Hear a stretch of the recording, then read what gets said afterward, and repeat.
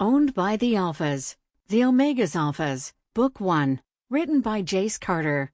Narrated by Kim Summers. Published by Totally Entwined Group. Distributed by TekTime. Chapter 1. Claire had never broken into anywhere before, and starting with the office of 3 alphas had to be among her worst ideas. She'd smelled plenty of alphas over the years, and it always stirred the conflicting impulses of excitement and fear. That was an Omega's lot, however. To crave what would destroy them, to want what posed the most danger to them. Every alpha she encountered made her want to drop to her knees and yet flee at the same time. She'd keep her distance, use lavender oils to dilute their scent, anything to lessen her reaction, but it still soaked into her. If she'd been anywhere else, doing anything else, she'd have run as fast as she could. Even one alpha could ruin everything, so the scent of a few clouded her head. Still, she didn't have a choice. She couldn't run. What she needed had to be locked somewhere inside that office, and she lacked any other options. Despite having gone over things 100 times, she'd come to the same conclusion.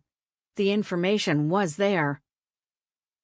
Claire opened another drawer of the desk, her hands shoving papers aside, looking for notes, a calendar, something. The files on the computer would tell her what she needed, but they'd be password protected. She couldn't break into it, since even turning on her computer challenged her some days. She didn't need much, just a name, one clue to who she searched for. Another drawer checked and nothing.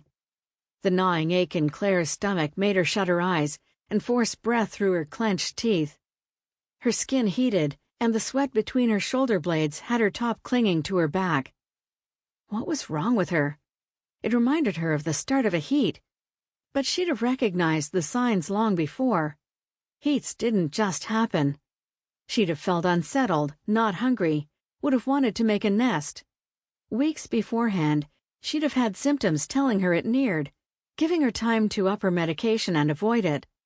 She hadn't reached 30 as an Omega without recognizing the signs of an upcoming heat. The sensation had started after she'd sniffed a rag when searching Jackie's home, smelling something on it she couldn't place. Strong pheromones, but not alpha, not quite. The only thing her brain had told her was that it was wrong. Not that it mattered right then. Whatever caused the pain in her stomach, whatever drew forth the sweat on her forehead, she had to ignore it. She needed to focus, to finish her search and get out. The entire room reeked of alpha. 3 of them spent time in that space, and she could pick out the scent of each one.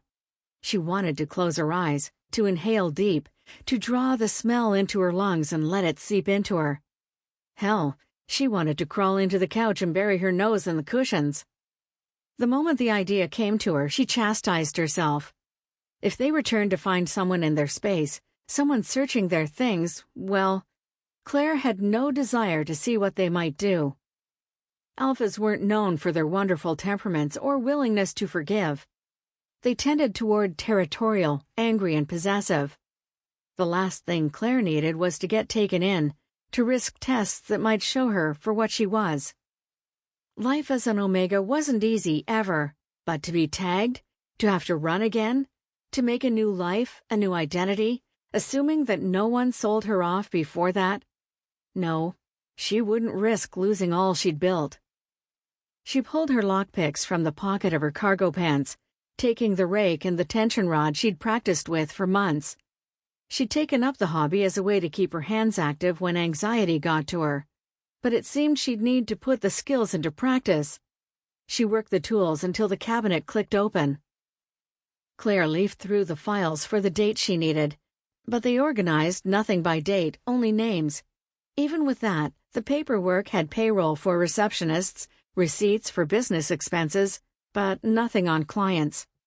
She shoved the cabinet closed on a huff, the metal clashing. Where the hell else could she look? Where else might she find something on clients and installation schedules? The clearing of a throat behind her had Claire spinning. Had someone caught her? Could she talk her way out of it? When she turned, she came face to face with her worst nightmare. 3 huge men stood between her and the only exit. Sample complete. Ready to continue?